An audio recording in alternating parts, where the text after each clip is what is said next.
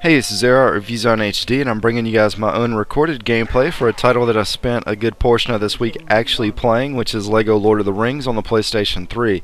Now, I've spent some time with multiple LEGO games over the last year, and they've taken a lot of steps to make these titles more accessible to the older crowd while still keeping them kid-friendly. But LEGO Lord of the Rings carries the most serious tone out of all the previous LEGO games and pulls both the voice acting and music directly from all three movies as you work your way through the trilogy. The game features a first for a LEGO title in that it allows you to acquire new items and weapons as you progress, similar to what you would find in a more traditional RPG, just without the leveling system and individual character stats. It features over 80 playable characters and an open world to explore once you've unlocked the area by completing missions. There's a lot to love about this game, but it does have a couple major flaws, and with that said, let's go ahead and get into the review.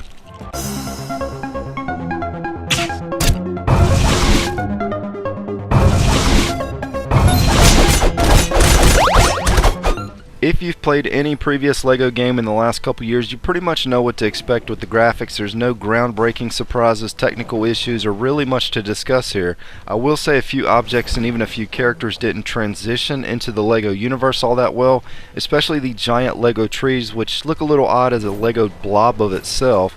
Gollum also looks a bit strange, but overall the environments look spectacular and the cutscenes were extremely well polished and the entire game feels very high in quality.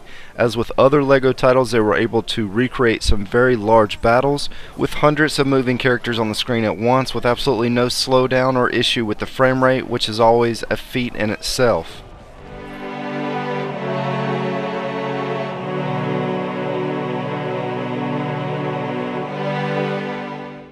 LEGO Batman 2 had a great story, and it was funny because the characters said funny things in the dialogue, and it had an interesting plotline. It also made me laugh out loud quite a bit.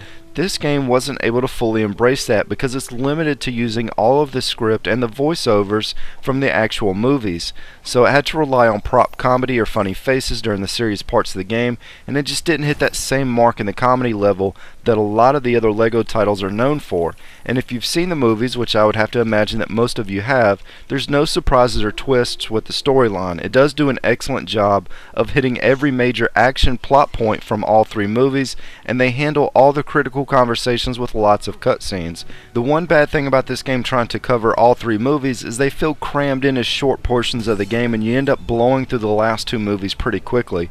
But if you enjoyed the movies and you've been looking for a gaming experience to complement them, then look no further, as it does a great job of immersing you into the game world as the movies unravel.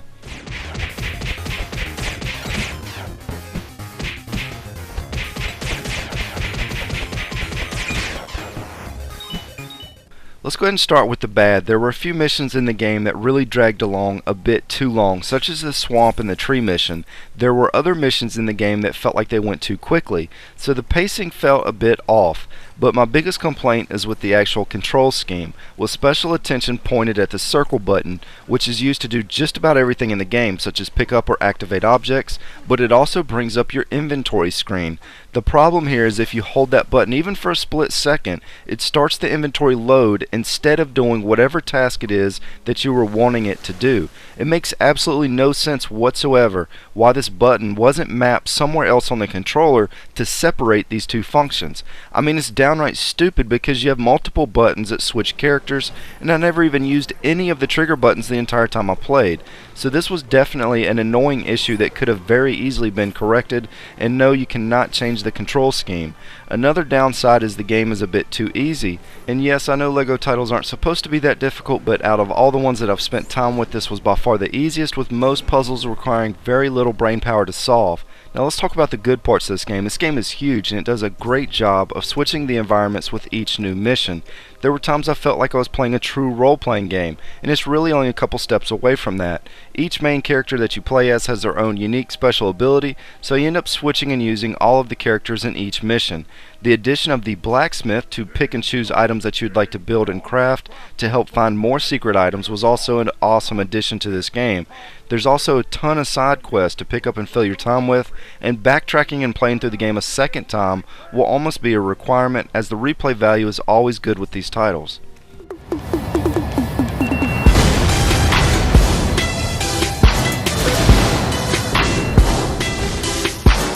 If you're a fan of the movies, this is the game that you've been waiting years to play. I've played a lot of Lord of the Ring titles, including last year's War in the North, and I even spent 6 months playing the online MMO, and there's no doubt in my mind this is the best representation of the movies to date.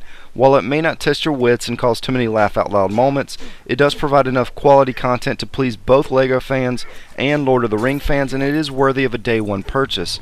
While I did spend half of this review pointing out the downsides, it didn't stop me from having a lot of fun playing this game this week, and when I sit down to do my top 20 favorite games that I've played this year, it will be in the top 10. If you're at all interested in this title, I did upload walkthrough videos covering the entire first movie of this game, so be sure to check those out. This is Zero at ReviewZoneHD, and thanks for stopping by.